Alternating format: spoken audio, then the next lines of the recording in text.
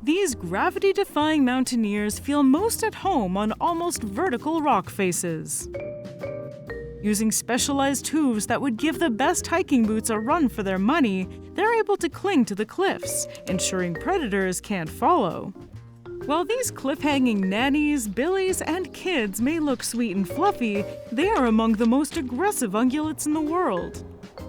These goats don't believe in gravity. Meet the mountain goat.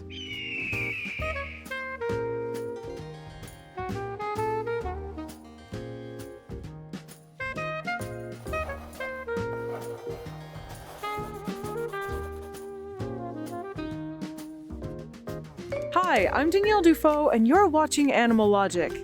Oreamnos americanus, also known as the Rocky Mountain goat, the snow goat, and the white goat, is known for living dangerously in subalpine and alpine regions of northwestern North America. But before we go any further, I'd like to thank the sponsor of this week's video, Masterworks. Masterworks.io is the first platform that lets you invest in the same artwork that billionaires do for a fraction of the price they pay. And they know what they're doing. So far, they've sold 3 paintings, with each returning over 30% to investors, net of fees. And since art can actually benefit from inflation, your investment can appreciate over 20% in 1 year. Of course, past performance is no guarantee of future results, and you should consult with a financial advisor to see if this type of investment is right for you.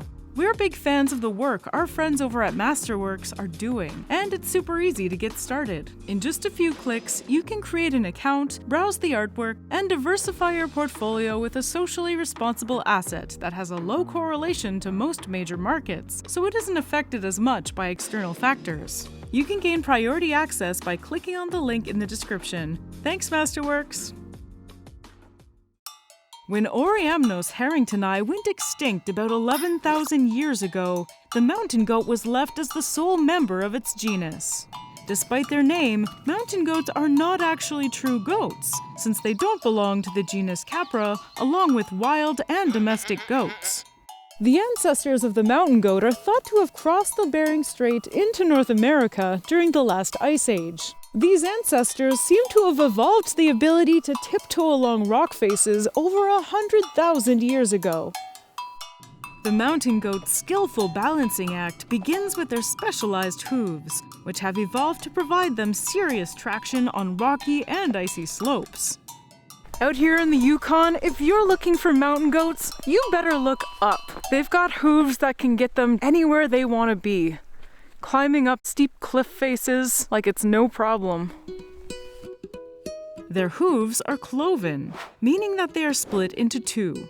The outside of their oversized hooves is rock hard, while the inner pad is both super tough and super flexible. Mountain goats can spread their hooves wide for better balance, with their rough pads working like rubber mountaineering boots for better traction. On the back of their hooves are 2 large dew claws, which they plant while descending to give them even more balance and control. Their low center of gravity also helps them keep steady while navigating their rocky home terrain. Yeah, these mountain goats are looking down at us like, "What? Can't you get up here? What's your problem?" And they're right, I can't.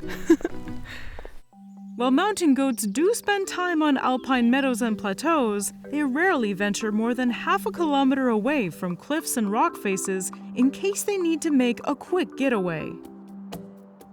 Within just a couple days of birth, kids are already able to follow their mothers up, down, and all around their rocky habitat. These mountain goats have this ability to climb that almost seems supernatural. They don't look like super agile animals, but you'd be surprised at just how steep of a cliff they can just hop on up.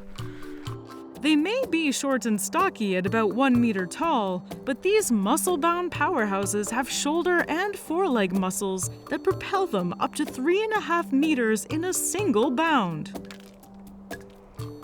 That's about the same distance as the current world record for standing broad jump.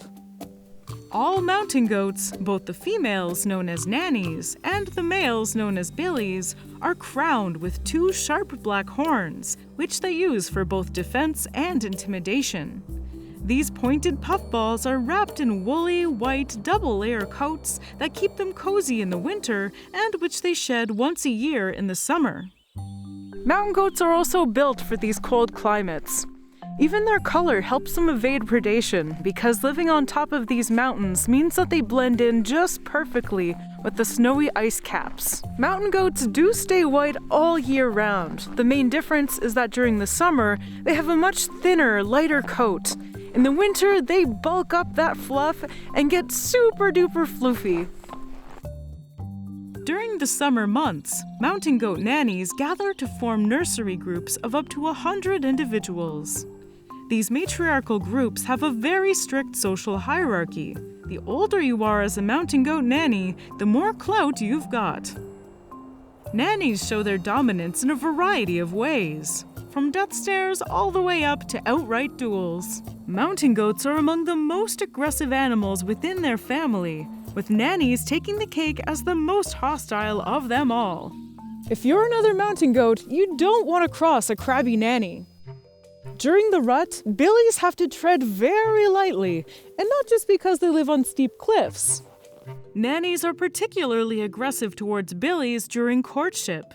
To avoid getting seriously injured, males can only approach females when the females are in heat and only with a slow and submissive stance to avoid getting skewered by her sharp horns. Unlike other goats, mountain goats don't try and ram heads during their fights for dominance. Instead, they'll try and stab each other with their horns. Yikes. Despite their Hulk levels of aggression, these fights to the death are actually relatively rare.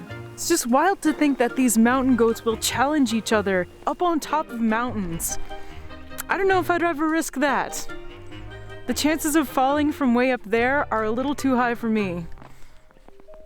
Predators too need to watch out for the razor-sharp horns of the mountain goat.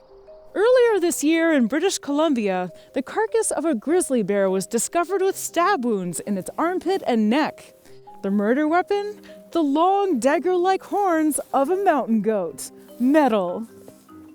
Along with grizzlies, other predators like wolves, coyotes, golden eagles, wolverines, and mountain lions are responsible for the deaths of many a mountain goat.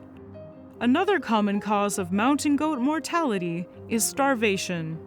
Kids commonly die of starvation during harsh winters, and older individuals will often die of starvation once their teeth have worn away from a lifetime of chomping on hard vegetation. Their ability to climb and live in areas where they won't be followed may give them an edge against predators, but it also puts them squarely in the path of other dangers. Mountain goats often die from accidental falls, avalanches, rock slides, and even being struck by lightning. And yet, despite all the perils, these ungulate rock climbers continue to thrive in some of the most inhospitable places on Earth. Living dangerously definitely summarizes the high-stakes life of the mountain goat.